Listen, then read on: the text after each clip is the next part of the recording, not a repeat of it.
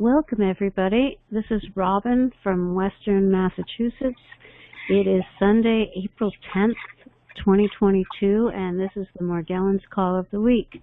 I am so grateful to be here with you guys. I'm so grateful for Richard Kuhns and his care and concern and help and his book and his diet.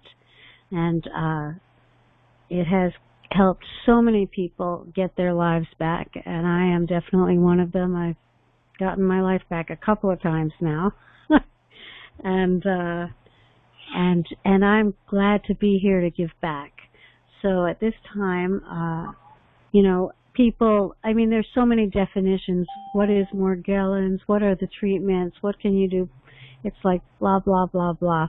But Richard actually has, a lot of the answers, and they're accurate, and they're researched.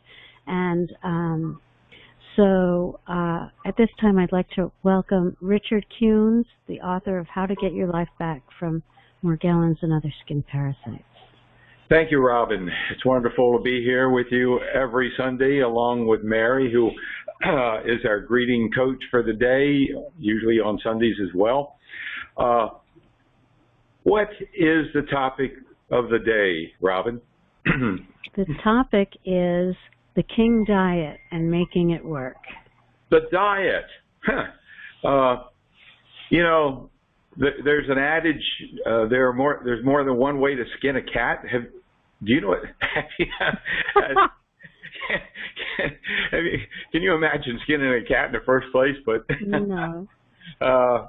I just don't know where that adage came from. Whoever was I don't know. Cats, but would you read the what I sent you there? It's another way of skinning the cat, so to speak.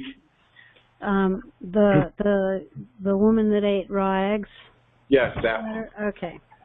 All right. So she says, I find this whole thing very interesting. I cured myself of Morgellons 5 years ago.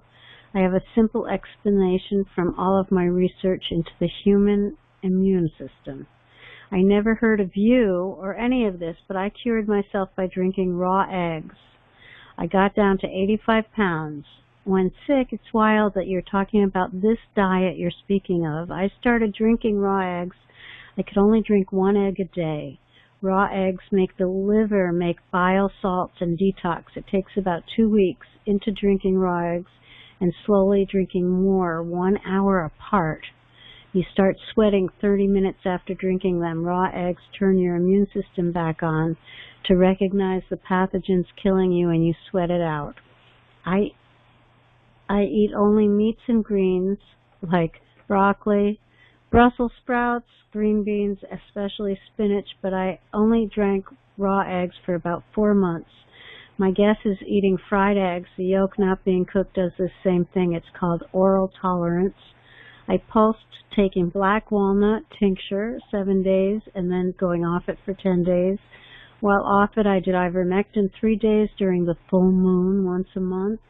And then 7 days in albendazole. Green beans keep the sugar in your blood low so no pathogens can reproduce in your blood. I can eat anything I want now, but I had to drink raw eggs for 2 years with only meats and greens and an avocado every morning for breakfast. I just want to say, she obviously didn't have springtails. Right. Yeah, calendula, because she couldn't eat avocados, Brussels sprouts, the black walnuts, right? Right. So many things, and you picked up on it. Great. Yeah, I totally picked up on that, and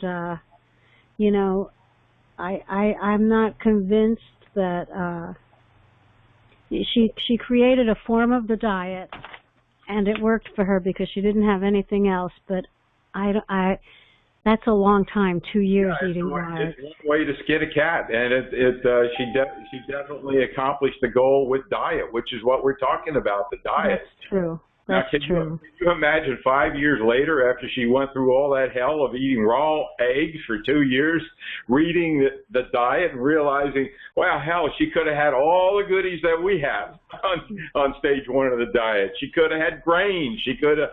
She's made no mention about oils, though. Right. That's all she ate. She probably just cut them out. I mean, avocado has oils. Yeah, so she just ate raw eggs, some meat, and some greens. And so there are different ways of skinning the cat. And but then she also took ivermectin. She took albendazole. She took all these other things. I don't know if the full moon had that much to do with it. Well, her theories too. I'm not. We're not here to comment on her theory about the liver and so forth, and ivermectin. We know that ivermectin can be a benefit for cofactors. So whether or not she really needed it, because many people just do it anyway. Albendazole. We don't know why or exactly if it was necessary, but these medications like ivermectin and albendazole. We can recommend them too, but not necessarily for everybody. It depends on what cofactors you're experiencing, which we'll be discussing more in the second part of the Q&A period. So briefly, would you share your experience with the diet, Robin? How long, and you've done this many other times, Well, I love the diet. I mean, initially, it took a while for the diet to kick in for me. When you heard or read that the answer to your aggravation and getting the life back would be diet connected, basically the real reason why you're going to, what was your response? Did you think that was crazy? I was very skeptical. I was very skeptical, but I was willing to give it a shot. But I kept making mistakes. I didn't read labels. I didn't realize the stevia I had sugars in it, and I got much better at reading labels. I'll tell you, I read them all the time now. And the other reason was my house was so infested that I kept getting attacked. So there was no breathing space for the diet. It took a long time. It took a couple of months for the diet to kick in. And then the second time when I got reinfested, the diet kicked in instantly. And it was amazing. It was like a cure, even though it wasn't. That's what it felt like. But what happened was I felt so good that I went right to stage 3. You really flew, huh? I did, and then I started having symptoms, and it took me 2 weeks to even recognize that they were diet related, because I had forgotten. So. You went directly to jail. Yeah, do not pass go. Do not get $200. But the diet is a lifesaver. I am so grateful because it empowers you. It gives you sleep through the night. You get through the day. You're not. You don't have bites and lesions. You're not itchy. When you get the diet right and it kicks in, it gives you the grace to attack your environment and to go through your days and do other things besides deal with Morgellons. So I love the diet. So that's fantastic. Mary, what was your experience? What did you first think about when you read that this thing might be diet connected and the answer to getting your life back would be through diet? What was your response? What was your thought? Well, I thought that I would be pretty much okay because I already had so many diet limitations from allergies. So I was kind of surprised, but I know diet is related to so many things. So it wasn't a complete shock. Great. And how was it for you to get the diet to work? Was it difficult to make the diet work? Yes, for me, it's extremely difficult. I'm allergic to everything because I have an immune disorder, and that I'm allergic to food. I'm allergic to chemicals, just everything. So what I can eat is extremely limited, and I have not really been able to find a whole lot of things other than meat and onions, but I'm still trying to find something else to eat. Mm-hmm. Great. So, yeah, it's unfortunate that you have the other limitations that get mixed in with this. It's unfortunate. But so what's it like when the diet kicks in? Oh, it's wonderful. It makes such a huge difference. I mean, it makes life livable again, because they stop biting, they mostly stop crawling. I can sleep at night. I can do things during the day, and it's just fabulous. Great. Well, you know, the diet was not my idea. I don't want to take credit for something, but I was on a date, you know, when I was single. I was on a date, and you know, being socially responsible is something we all want to do. And when I went out on the date, I was socially responsible. I had no activity, and so dancing or anything like that would be fine. And we went to a restaurant, and I had a glass of wine, and bang, that was the big mistake again. I became very active. And you know, rather than risk infecting other people, which has always been a fear of mine, I simply spilled the beans and backed off and at arm's length with my date and explained why. And it turned out that she had some kind of a similar experience with fungal organisms, and I was surprised to hear that, you know. And she had suggested that it might be diet connected. So I had tried everything else, like most of everybody on this call. I've been dancing from doctor to doctor, or bouncing from doctor to doctor, and getting nowhere, and tried everything in the pharmacy and everything I could find online, and you know, homeopathic approach and everything, and was getting nowhere. So what did I have to lose?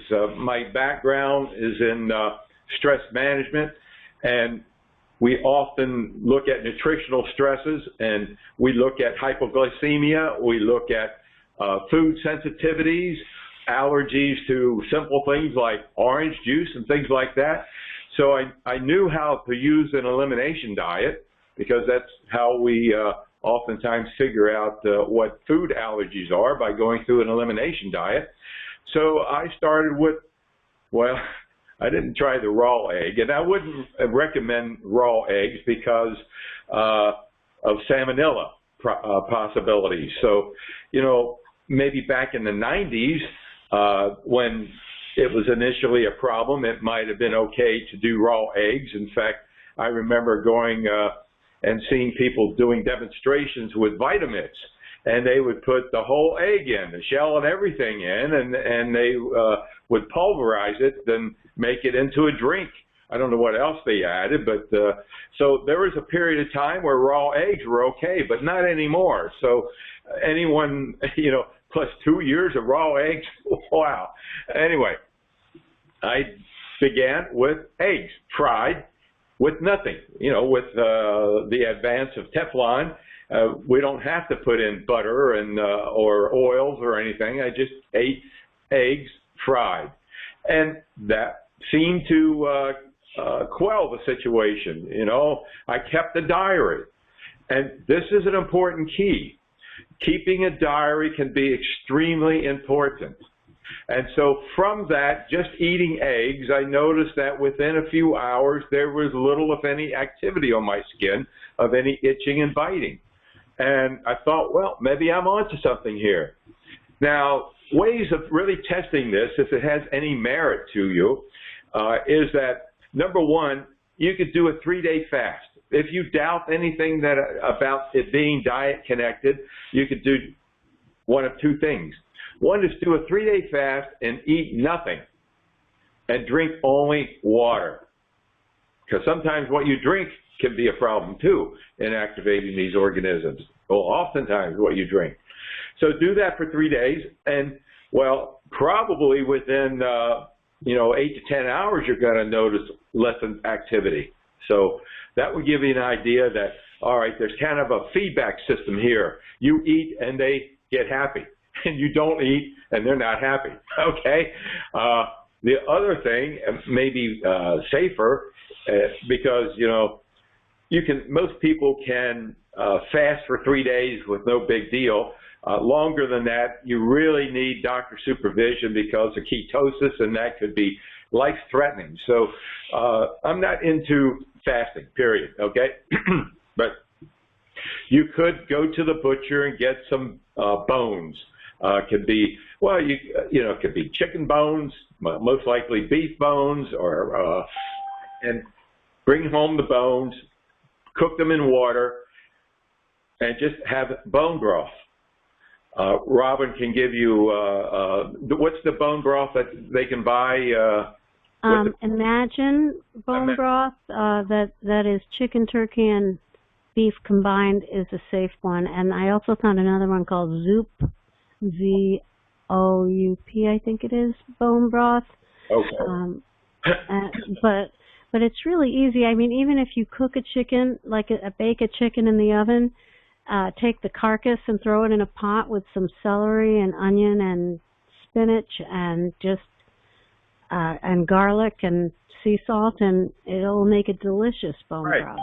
Absolutely, and just save the chicken meat, put it in the freezer for later use, and just start bone broth with, and then absolutely, onions are safe to put in, leek is safe to put in, and stay away from carrots. Carrots are generally a great staple for a bone broth type of recipe, but carrots would feed these organisms. So that's a good way to either do the fast for a few days or just have the bone broth and with onions and maybe leeks. What was the other vegetable you mentioned?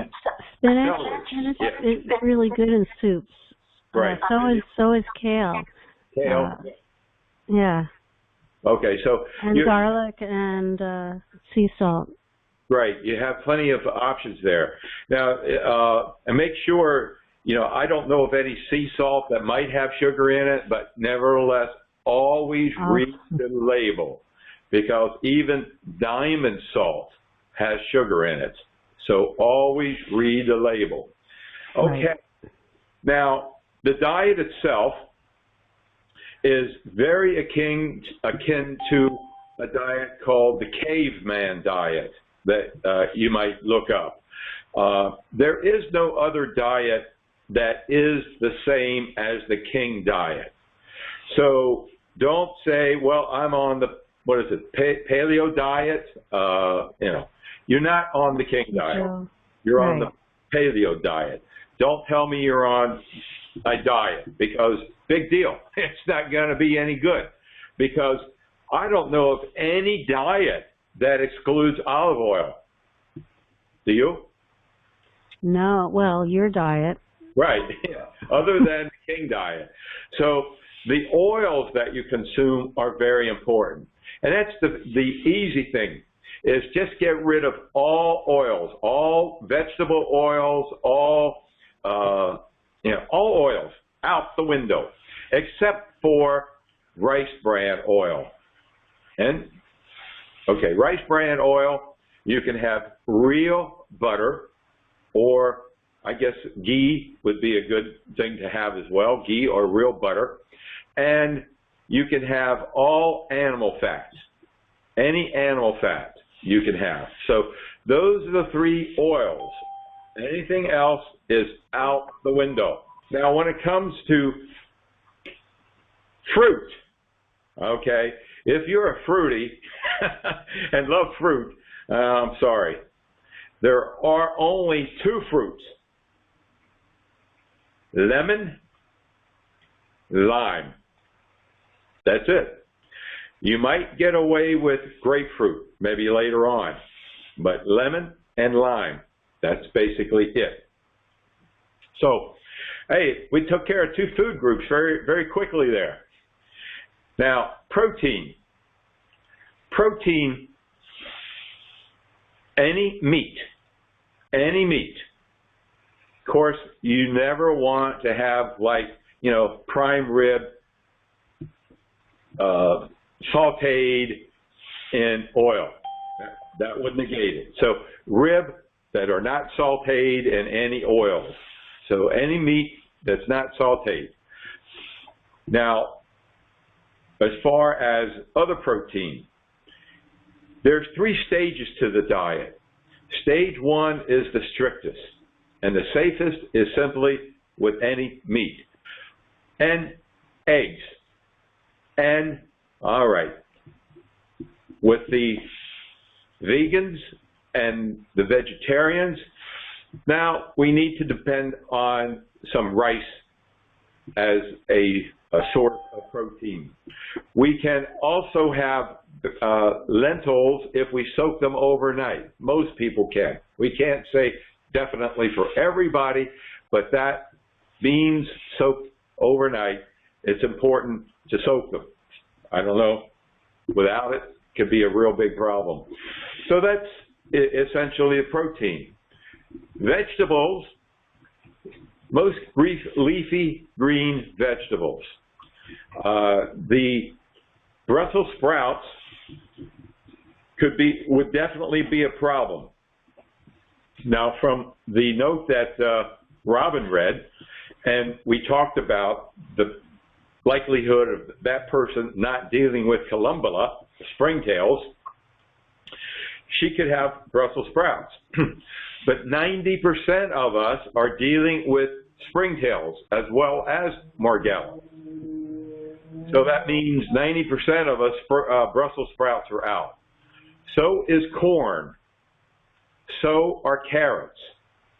So is asparagus. Now, it might be okay for only Morgellons, I'm not sure, but definitely it's out for 90% of us. Avocado is good probably for Morgellons, most likely, but no good for columbella. Chapter 4, the book is free. How to get your life back from Morgellons, chronic Lyme, and other skin parasites. It's free. It's an ebook. You can go to Amazon, buy a soft copy for $24.95. You can buy a soft copy from us for about $16 or $17.95. You can get the ebook on Amazon for about $7.95. You can get the ebook from me for free. All of our information is free. Chapter 4 goes into detail about the diet. It tells you about the 3 stages, when you can move from one stage to the second stage. Stage 1 is the strictest of all. Stage 2, you can begin adding things like bananas as the fruit, a superfruit. You can add Granny Smith apples, a superfood, If you read up about bananas and read up about apples, Granny Smith apples, you'll see that they are deep, really incredible food with a lot of nutrient value. And I think the most nutrient-packed nuts are walnuts. So that is tremendous to be able to add walnuts, green apples, and bananas in stage 2. You almost feel normal. Now, there are many people who think in terms of, oh my God, I'm going to be on this diet forever, and it's going to be what I can only eat from now to, well, believe me, it's better than the itching and the biting at night, but it seems like you're trading one misery for semi-misery. No. You can get through stage 1 of the diet within, I don't know, 2 weeks. If you're good at following instructions. Now, if you only want to eat eggs, you could probably get through real quick, probably within 7 days if you only eat eggs. But the mistakes we make are that because our diet is a bit more expansive than just only eggs, as Robin pointed out earlier, is that when we buy things that are packaged that has a list of ingredients, or say, for instance, tomatoes, that's in stage 1. That's great. Now, you can buy canned tomatoes, but not all brands. Some brands have additives in. I think the brand that is the best is, what is it, Candida? I don't know how to pronounce that. I don't know, but Hunt's has no sugar tomato sauce and tomato paste and crushed tomatoes. And right. They do have citric acid, and sometimes that's an issue, but I've had the best results with Hunt's. Great. Now, citric acid can be a problem because citric acid can come from different sources. Right. You read the book, there's over 50 different ways they get soy into our food. And some citric acid comes from soy, in which case it could be a potential problem. So when you see citric acid as an ingredient, you really don't know what the source is. It's like, it could be okay, it might not be okay. We don't know. Because it doesn't specify the source.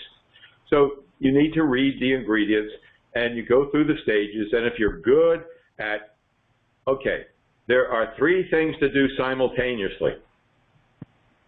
So number 1 is make the diet kick in. Number 2, clean your body, cleanse your skin. And that's with bathing 3 times a day, to start, so that you can get from one bath to the next with relative little discomfort. Many people use our Nature's Gift products, putting in the bath to help extract. It's a debriding soap, meaning to deep clean the skin. Number 3 is to clean up your environment, disinfect your environment, because it's a constant source of reinfection until it is disinfected and neutralized. So that's a challenge to do those 3 things in the beginning. And if you are successful at accomplishing those 3 things, you can move from stage 1 to stage 2 in about 10 days or less. And you can move from stage 2 to stage 3 in a couple of 3 to 4 months, perhaps. And you can be on stage 3 for the rest of your life. Now, there are several things that help kick the diet in. You might want to become familiar with our blog post. The site is BEST, like the best man at a wedding, BEST, B-E-S-T, morgellonscure.com. And there's a blog. So if you check out the blog and you search for medications and so forth, you can see that there are 2 different groups of medications. One group of medications that somehow make it a little bit more difficult for the diet to kick in are medications that are typically used with people dealing with ADHD or narcolepsy. And it points out which medication there could be used instead of the ones that are a problem. You check that out with your doctor. We're not here to make any medical recommendations. In fact, the FDA requires me to inform everybody that we are not medical doctors, that before you start this incredible diet or accept any of our recommendations, that you thoroughly discuss them with your medical doctor to make sure they will not interfere with any health problems you're presently experiencing. Again, the AMA requires that we inform you that we're not trained as medical doctors. Yeah, I know where the head is, I know where the butt is, but there's a lot in between, all right? So we're not experts. So because of that, we are not here to diagnose, to treat, to cure, or mitigate any disease. Everything about this program is educational. Educational, how to use the diet, how to clean your skin, how to clean your environment, and how to use targeted supplements to build health and immune functioning. That is the scope of what we are allowed to do and are trained to do, okay? So discuss with your doctor if you're on ADHD medications to switch over to something, and you need to look up that particular blog post. Now, there are medications that also help kick the diet in. Well, particularly, there's one supplement that we use that helps kick the diet in, and that's our MAX-1, M-A-X-O-N-E. It's a glutathione builder, and it boosts glutathione. And sometimes by simply boosting glutathione, and we have done videos entirely about the value of glutathione several times, and its fight against Morgellons and its use against Morgellons and also Lyme disease. But so sometimes by boosting your glutathione makes the diet kick in quicker. Then what happened is a few years ago, I happened upon some research. Well, actually, I didn't. Robin mentioned earlier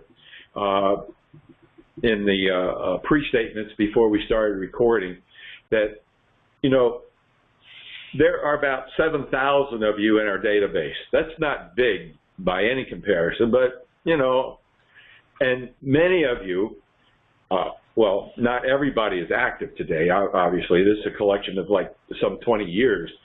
And, but many of you are very actively and participate and have your eyes open.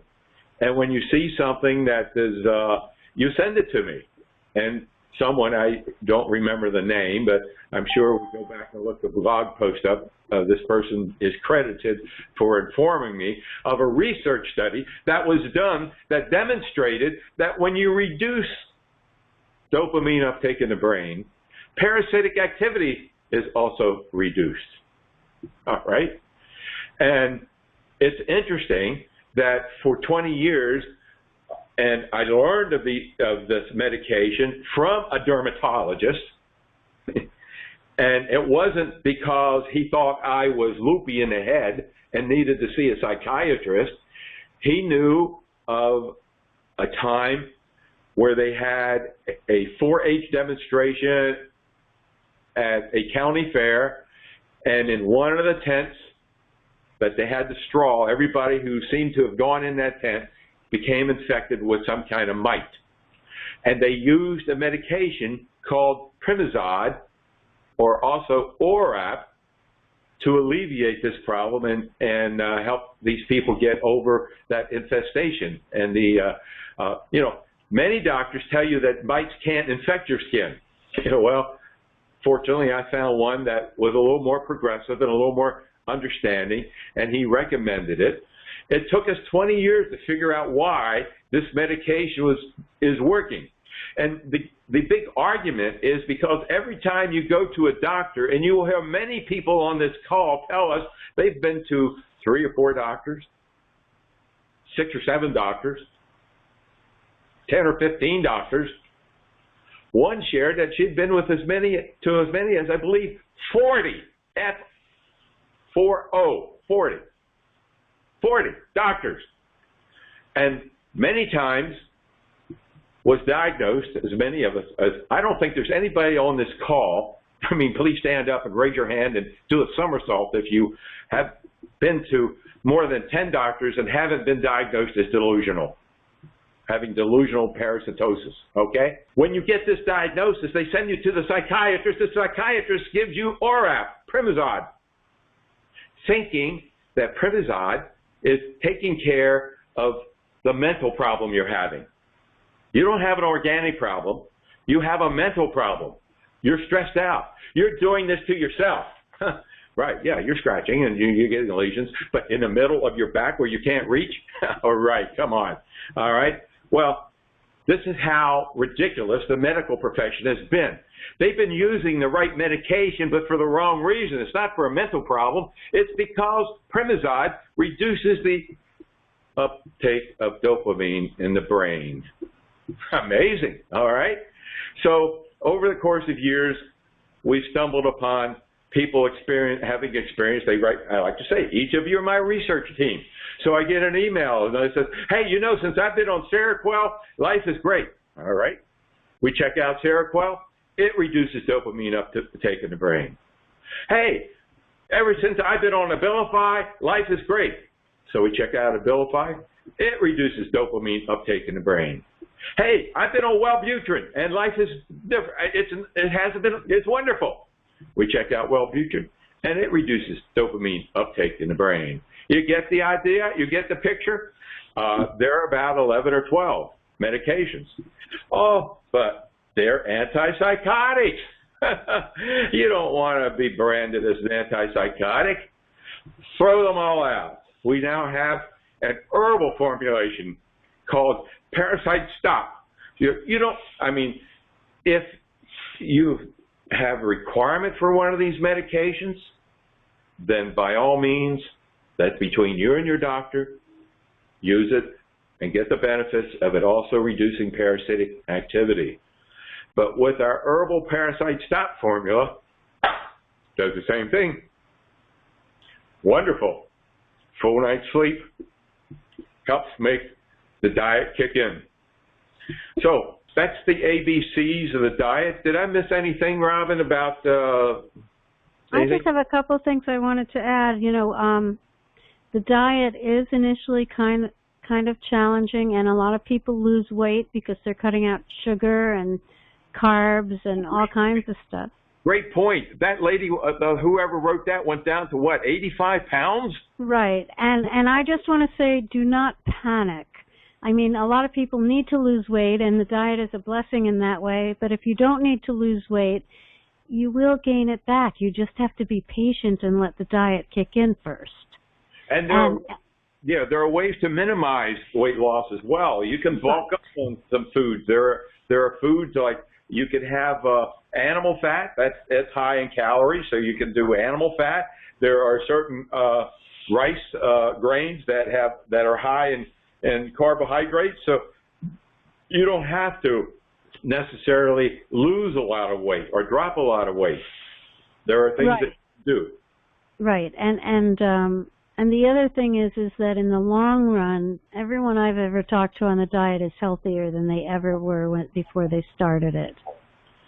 And, oh gosh, what a great point that is, because that rings true time and time and time again. There are actually people who believe, get this, they believe they got infected because they would find us so they could get healthier. You believe it? Really? It's crazy. It's crazy. But that's true.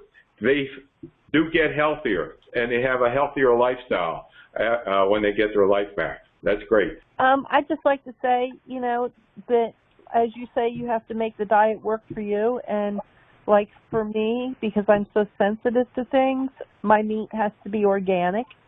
So sometimes if something isn't working, you have to find a way to make it work. And that is another wonderful point. I'm glad you brought in the word organic because, you know, 15 years ago, if somebody said to me, this is when I was back in the Stone Age, my mind was back in the Stone Age, you know, and somebody said to me, do you have to, should you eat organic? My answer would have been, no big deal. You know, the truth is, the parasites don't give a damn. The parasites do not give a damn about whether you're eating organic or not. But your gut does. And if you're not eating organic, the likelihood of you being exposed to glyphosate, Roundup, Monsanto's disaster, Monsanto's human experiment, the likelihood of you being exposed to glyphosate is exponentially greater. Now, what the hell is glyphosate? It's an antibiotic as well as an herbicide. In fact, it's patented as an antibiotic. You know, what was it, 15, 20 years ago, we had all the difficulty with chicken farmers putting antibiotics in their chicken feed and being passed on to humans. And, well, glyphosate is an antibiotic. It goes into the corn the animals that we consume eat, the feedstock. We consume those animals. It goes into the environment. It goes into the water. We get it through the animals that drink the water, and it basically destroys all the gut biome over time. You know, it's not overnight. There's a series of videos that are chronicled in the blog if you go back and search it, and Dr. Zach Bush is on probably the first one. A tremendous amount of information, and he ties in glyphosate with Lyme disease, autism, diabetes, heart disease. It's why that within, you know, glyphosate has been around since, I guess, the early 90s, and they're putting out millions and millions of tons of this stuff. It allows farmers to do chemical farming. Instead of farming like I did when I was a youngster, where we used a plow and cultivators, and we went through the field and we dug up the weeds between the rows of crops. This is just spraying. We don't have to cultivate. We just spray to kill those weeds, okay? That's chemical farming. So it gets into food stock. It gets into vegetables that we eat if we're not eating organic. So it's used everywhere. Millions and millions of pounds. In fact, basically all third nations have banned glyphosate. Only us intelligent people here in the United States are stupid enough to let it be sold everywhere. So if you ever see any opportunity to contribute to somebody standing on a corner wanting Home Depot to ban it, and Lowe's and Walmart to stop selling it, join in. Join in. Get it out of our environment, because it destroys the gut biome. And once the gut biome is destroyed, the brain, the blood barrier is... So today, what do we have? We have leaky gut syndrome. We never had that 40 years ago. You know, nobody had distended guts and problems with digestion, that kind of thing. So if you want to cure cancers, if you want to cure diabetes, the answer is you'll cure about 70% of them just by getting rid of glyphosate from this planet. Get rid of it. So, and we didn't even talk about genetically modified foods, GMOs. All right, so organic, yes. I just wanted to add one other thing. Yeah, organic is important for your gut, but in terms of, and I was thinking about making the diet work, and like I couldn't eat any rice, and I found that basmati rice has the lowest sugar, and I was able to eat that. So, you know, you have to dig into the research and figure it out. I was super sensitive to sugar, and I looked up sugar for all the different kinds of rice, and I found one that worked for me. Great. And going way back to my initial comment, diary. All right, so let's wrap it up here. You use the diary because if you have difficulties making the diet work, it's your job to figure it out, to experiment with different kinds of rice, for instance, and find the rice that works for you, or take rice out of the picture. Many of us, because we have leaky gut syndrome, because of Monsanto and glyphosate or some other reason, but that's probably because of 90% of us who might have leaky gut syndrome. And if you're overweight and you had a sweet tooth for years and into cakes and pastries, well, chances are probably 85 to 90% you're dealing with Candida albicans as well. So it's in the gut. It gets in. And leaky gut means that it goes throughout your system. It leaks into your bloodstream, and your bloodstream delivers Candida into every organ of your body. There's probably about maybe 7 or 8 pages in the book about Candida albicans and the 3 different stages. So for you, stage 1 of the King Diet, and the King Diet is probably, well, I'll say it is the best anti-Candida diet there is. you take out not only rice, but you take out all grains. You take out all grains for 2 or 3 weeks until you get rid of the bloaty feeling.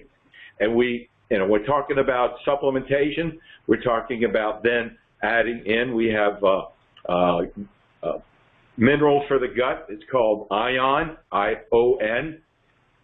They're minerals for the gut. We have digestive enzymes. We have enzymes that work systemically. We have those as well. We have, you build up your gut. We focus on prebiotics. The diet has no probiotics. No probiotics in this diet. It feeds springtails. So we focus on leafy green vegetables, onions, leeks.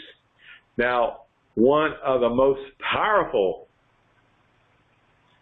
antioxidants and prebiotic there is on the planet is alkalized dark chocolate.